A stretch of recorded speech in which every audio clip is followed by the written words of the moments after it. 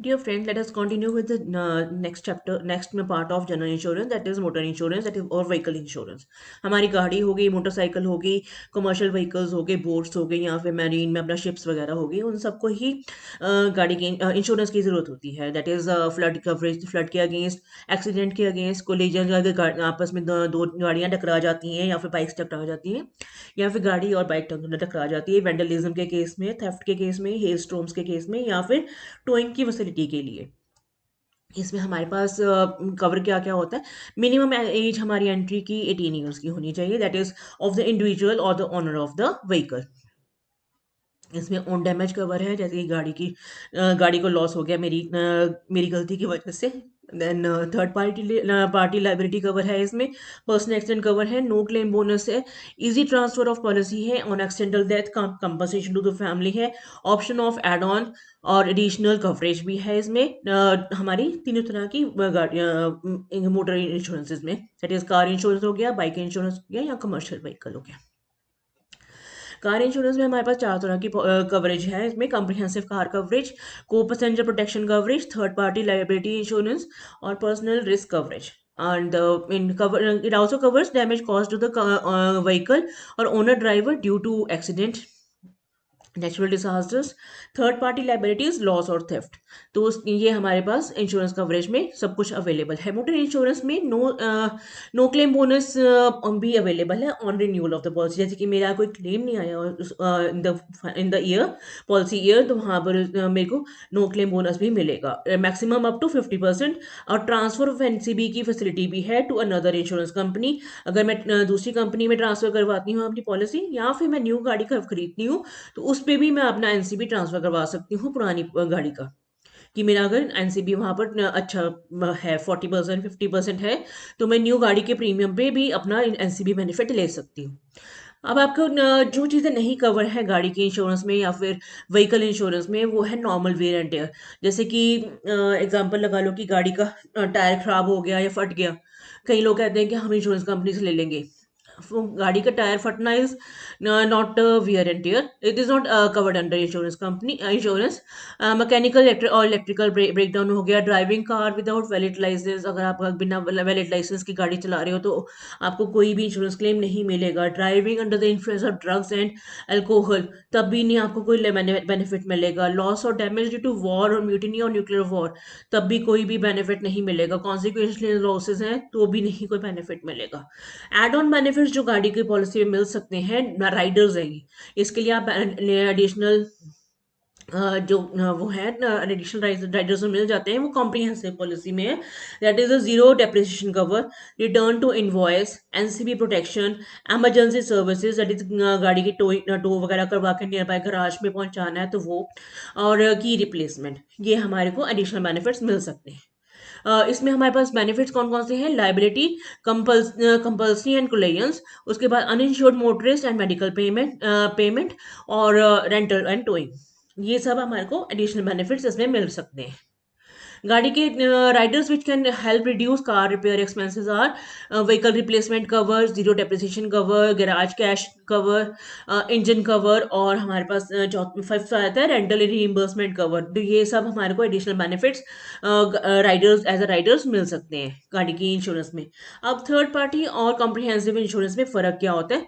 Third party क्या होते हैं, लाइबिलिटी कवर जिसको हम कहते हैं, that is comes with low, very low premium. जो बेसिक पॉलिसी है, इसके बगैर आप गाड़ी रोड पे नहीं चला सकते. जो ये हमारा क्लेम, हमारा चालान होता है रोड पे, वो इसी पॉलिसी के बेसिस पे चालान हमारा माफ हो जाता है, अगर हमने ये इंश्योरेंस करवा रखी हो. ठीक है. Allows third party claims under no fault liability. अगर थर्ड पार्टी को जो हमने हमारी गाड़ी के नीचे आ गई है, तो उसको अगर उसका कोई गलती नहीं है, उस बंदे की अगर कोई गलती नहीं है, तो इंश्योरेंस कंपनी क्लेम पे करेगी. ठीक है. इसमें फर्स्ट पार्टी कौन है, इंश्योर्ड, यानी कि जिसने पॉलिसी करवा रखी है. सेकंड है इसमें इंश्योरेंस कंपनी. और थर्ड पार्टी है जो इस गाड़ी के नीचे आ गया है बंदा, या जो फिर जिस प्रॉपर्टी को ये डैमेज हुआ है, तो उसका जो क्लेम है, जो भी अमाउंट बनती है, वो इंश्योरेंस कंपनी तब पे करेगी जब उस बंदे की कोई गलती नहीं होगी, वो जानबूझ के नहीं आया तो. ठीक है. Covers bodily injuries and accidental death caused by the policy holder. ठीक है। Covers property damage caused by the policy holder, यानी कि थर्ड पार्टी की डेथ अगर हो जाती है या फिर बॉडी पे इंजरीज होती हैं, उसके हॉस्पिटलाइजेशन के चार्जेस या फिर मेडिकल ट्रीटमेंट के चार्जेस, या फिर प्रॉपर्टी जो डैमेज हो गई है उसके चार्जेस जो भी है रिपेयर के, वो इंश्योरेंस कंपनी पे करेगी। कॉम्प्रिहेंसिव व्हीकल में क्या है, इट इज़ अ वाइड, एक तो वाइड रेंज ऑफ ऑप्शंस हैं यहाँ पर। नंबर टू, इसमें accidental damage cause third party to और कॉज टू थर्ड पार्टी और सेल्फ। मुझे खुद को भी चोट अगर लगती है तो वो भी कवर्ड है, मेरी गाड़ी को भी डैमेज होता है तो वो भी कवर्ड है, अगर मेरी गाड़ी चोरी हो जाती है तो भी कवर्ड है, और अगर मेरी जो गाड़ी चला रहा है पॉलिसी होल्डर है उसकी भी अगर डेथ हो जाती है तो भी इंश्योरेंस कवरेज मिलेगा। ये हमारी थर्ड पार्टी वाली पॉलिसी में नहीं है। ठीक है, और मैन मेड और नेचुरल कैलेमिटीज की वजह से भी अगर कोई डैमेजेस हो जाते हैं तो भी इंश्योरेंस कवर मिलेगा। ठीक है। नेक्स्ट आ जाते हैं हमारे टू व्हीलर्स हो गए, फोर व्हीलर्स हो गए, कमर्शियल व्हीकल्स। इनमें हमारे पास क्या है, थर्ड पार्टी टीपीडी यानी कि थर्ड पार्टी, ओडी यानी कि on damage, and third party and on damage. ये मैं अब डिटेल में करने लगे हैं। थर्ड पार्टी यानी कि covers loss two of third party only, and x person accident policy cover. ठीक है। ओन डैमेज में covers own losses and personal accident cover, यानी कि जो गाड़ी चला रहा है उसकी गाड़ी की भी कवर है और उसके खुद को भी अगर चोट लग जाती है वो भी कवर्ड है। कॉम्प्रिहेंसिव में थर्ड पार्टी और ओन डैमेज दोनों के ही फीचर्स आ जाते हैं। ठीक है। अब आ जाते हैं कि डेप्रिसिएशन। डेप्रिसिएशन कैसे कैलकुलेट होती है, अगर 6 महीने तक की गाड़ी है, 6 महीने से लेस की गाड़ी है, अगर गाड़ी मैंने खरीदी और मैं मुझे किसी वजह से बेचनी पड़ गई किसी को, तो उसमें हमारा जीरो ही लगेगा डेप्रिसिएशन। विद इन 6 मंथ्स अगर हम गाड़ी ट्रांसफर कर देते हैं किसी और के नाम पे, तो वो गाड़ी जो है उस पर जीरो डेप्रिसिएशन पे ट्रांसफर हो जाती है।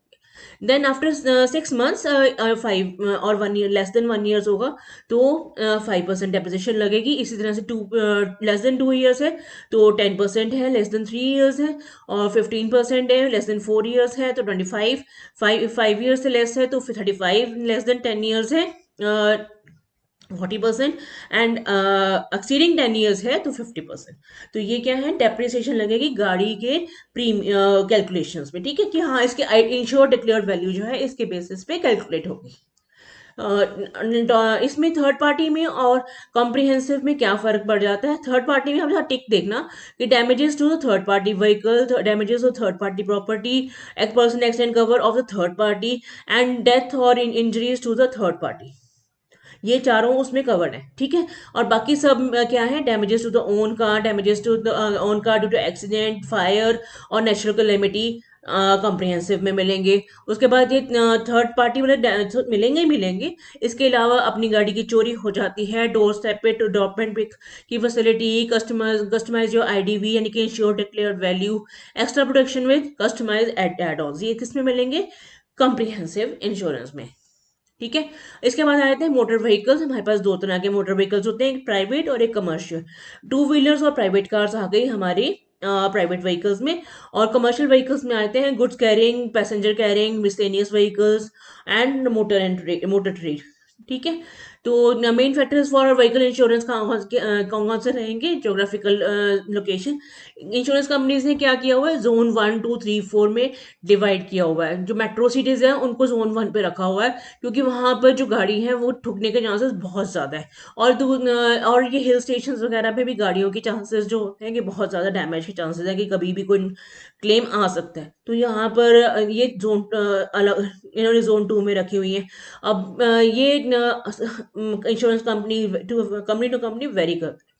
देन आया था एज ऑफ द ड्राइवर, जो एज है अगर बहुत ज़्यादा हाई है एज, अबव 60 है तो प्रीमियम थोड़ा सा एक्स्ट्रा लगेगा, अगर बिलो 25 है तो भी चांसेस, क्योंकि एक्सीडेंट के ज़्यादा होते हैं तो इसलिए उन्होंने एज भी वहां पर रखा हुआ है। जेंडर के केस में भी बहुत रखा हुआ है, जेंडर मेल है कि फीमेल है, मैरिटल स्टेटस कैसा है, year of driving experience, driving record कैसा है, क्लेम की हिस्ट्री क्या कहती है, क्रेडिट हिस्ट्री क्या कहती है, प्रीवियस इंश्योरेंस कवरेज कितना रहा है इनका, व्हीकल का टाइप कौन सा है, व्हीकल कौन सा यूज कर रहे हैं, माइल्स ड्रीवन एनुअली कितने रहे हैं, कवरेज एंड डिडक्टिबल्स क्या रहते हैं इनके मोस्टली। तो ये सब इसमें कवर होते हैं। तो कमर्शियल व्हीकल के केस में क्या होता है कि आप विद इन स्टेट ड्राइव करने वाले हो या फिर आउट ऑफ द सिटी। ठीक है, क्या हो गया अपना हिमाचल प्रदेश से हम कह रहे हैं कि दिल्ली में या फिर नासिक से दिल्ली तक आ रहा है कोई सामान, तो उस केस में क्या होगा कि वो इंटर स्टेट जा रहा है। ठीक है, रास्ते में वियर एंड टियर होने के चांसेस बहुत ज़्यादा है सामान की, तो वहाँ पे चोरी होने के चांसेस भी हैं, टेररिज्म अटैक होने के चांसेस भी हैं, और बीच में कई बार डिलीवरी के टाइम पे डिले भी हो जाता है, तो सामान के खराब होने के चांसेस भी हो जाते हैं। तो हम यहाँ पे कमर्शियल की इंश्योरेंस कर रहे हैं, हम सामान की इंश्योरेंस नहीं कर रहे हैं। तो ट्रक के वेट और number of passengers can be a factor in requirements कि कितने लोग वहाँ पर जाएंगे लोडिंग अनलोडिंग के लिए या फिर सामान के लिए।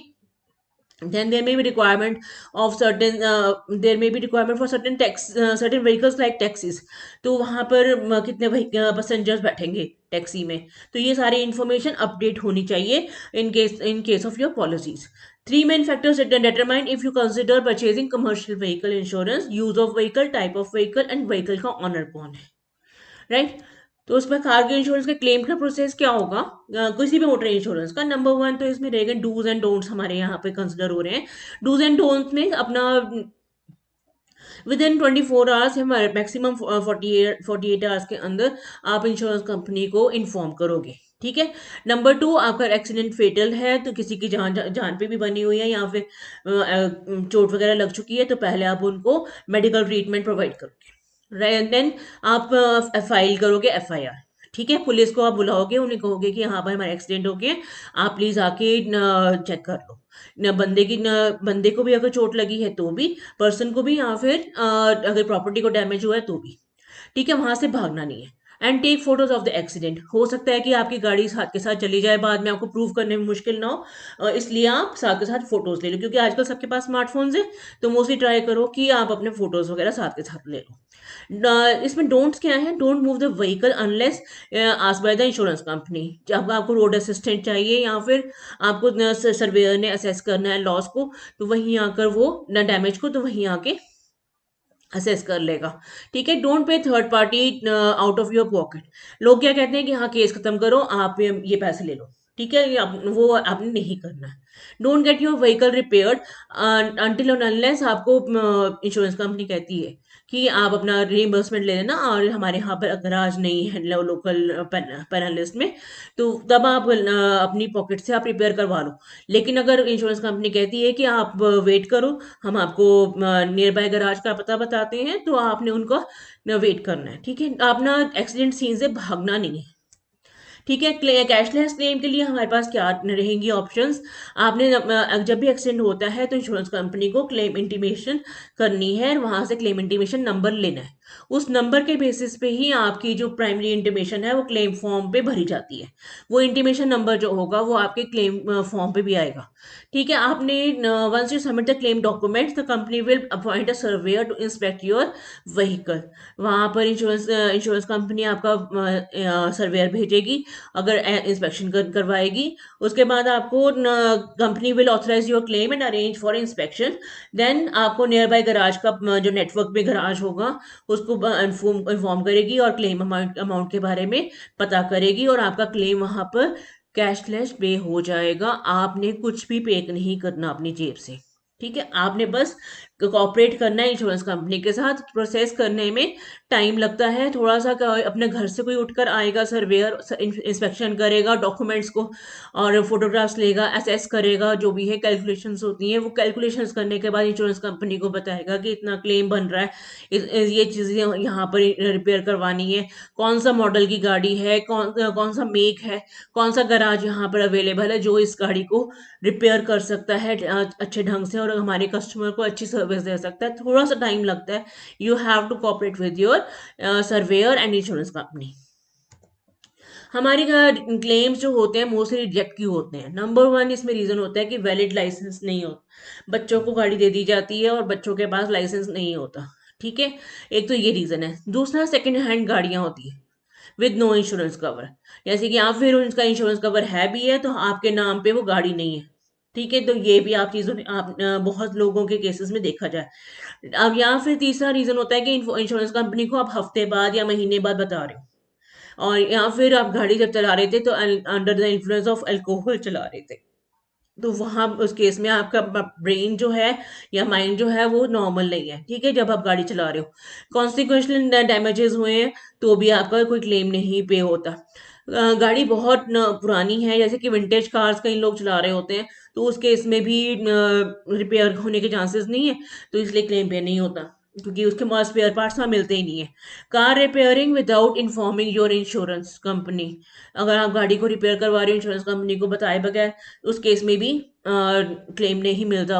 एक्सीडिंग लिमिटेशन ऑफ यूज, जैसे कि आपकी गाड़ी की एवरेज 20,000 यूसेज होनी चाहिए साल में, तो आपकी गाड़ी की लेकिन ये यूसेज 50,000 है, तो उस केस में भी क्लेम नहीं पे होगा।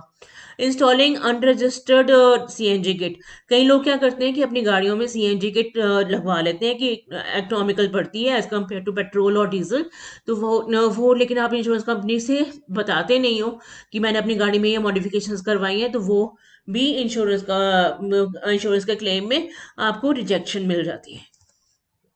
इंटीमेशन क्या करनी होती है हमें इंश्योरेंस कंपनी को, नंबर 2 हमें रजिस्टर करवाना होता है क्लेम, और वो क्लेम रजिस्टर होने के बाद आपको क्लेम नंबर लेना होता है। If it is not payable तब भी आपको क्लेम के सारे डॉक्यूमेंट्स अपने जमा करवाने चाहिए। अपॉइंटमेंट होगी सर्वेयर की, वो आके लॉस असेस करेगा, उसके बाद असेस करने के बाद आप इंश्योरेंस कंपनी को बताएगा। इफ फाइनल सेटलमेंट होगी क्लेम की, अगर वो असेस करने के बाद पेबल होगा तो इंश्योरेंस कंपनी को वो बताएगा कि ये क्लेम पेबल है भी है कि नहीं है। Then full and final discharge of liability होगी, एंड देन जो रिकवरी प्रोसीडिंग्स हैं, जैसे कि साल्वेज है, रिपेयर किया हुआ सामान जो है वो इंश्योरेंस कंपनी रिकवर कर लेगी आपसे, और आपको बाकी के पैसे या फिर पेमेंट कर देगी क्लेम की, ठीक है। कैशलेस क्लेम और रिएम्बर्समेंट क्लेम में फर्क क्या होता है? फर्स्ट 3 स्टेप्स इसमें कॉमन है। दैट इज फर्स्ट है कि इंटीमेट करना है आपने, सेकंड आपका व्हीकल की इंस्पेक्शन होगी सर्वेयर के थ्रू, थर्ड है डॉक्यूमेंटेशन होगी, जैसे कि आपको पॉलिसी के डॉक्यूमेंट या फिर ड्राइविंग लाइसेंस या फिर आपकी गाड़ी की आरसी, ये सब थोड़े डॉक्यूमेंट्स आपसे मांगे जाएंगे at the time of a claim. उसके बाद चौथा स्टेप जो है वो कैशलेस क्लेम में क्या होगा कि आपको वर्कशॉप के बारे में बता दिया जाएगा कि ये अप्रूव वर्कशॉप है, यहाँ पे अपना गाड़ी आप ले जाइए, वहाँ पे रिपेयर करवा लीजिए, एंड आपको पेमेंट जो है वो आपकी पेमेंट जो है वो वर्कशॉप खुद कर दी जाएगी, जो भी अमाउंट वहाँ बनती है, ठीक है, जितने की पेबल है claim. In case of reimbursement के केस में क्या होगा कि आप वर्कशॉप में पे लेकर जाओगे और अपनी गाड़ी वहां पर रिपेयर करवा लोगे, और इस जो भी लॉस का असेसमेंट है या फिर जो भी लॉस का एस्टिमेट बनता है वो आप इंश्योरेंस कंपनी को बता दोगे, और फाइनल बिल्स के साथ इंश्योरेंस कंपनी में वो सारे डॉक्यूमेंट्स आप सबमिट कर दोगे रिसिप्ट्स के साथ कि आपने पेमेंट कर दी हुई है, और आपको विद इन 7 डेज चेक या फिर एनईएफटी के थ्रू आपके अकाउंट में पैसे आ जाएंगे, ठीक है। तो ये दोनों के बीच में मेन डिफरेंस है। परमानेंट एक्सक्लूजन्स क्या होती हैं इसमें? Wear and tier of tyres और ट्यूब्स नहीं कवर्ड है, नंबर 1। नंबर 2 इसमें कि व्हीकल आपको दूसरे काम के लिए यूज करो, जैसे कि आजकल आप देखोगे जोमेटो वाले बच्चे या फिर जो भी उबर वाले बच्चे जो हैं वो अपना बाइक्स, पर्सनल बाइक्स जो है वो यूज कर रहे हैं दूसरे कमर्शियल व्हीकल्स के लिए, तो वो इंश्योरेंस में कवर नहीं आएगा अगर क्लेम आता है तो। Loss and damage to war और म्यूटिनी और न्यूक्लियर रिस्क, वो भी इंश्योरेंस में कवर नहीं होगा, ठीक है। अगर आप प्लीज़ मेरी वीडियो को अगर अच्छी लगी है तो इसको लाइक जरूर करिएगा और अपने फ्रेंड्स के साथ शेयर जरूर करिएगा। Thank you for watching.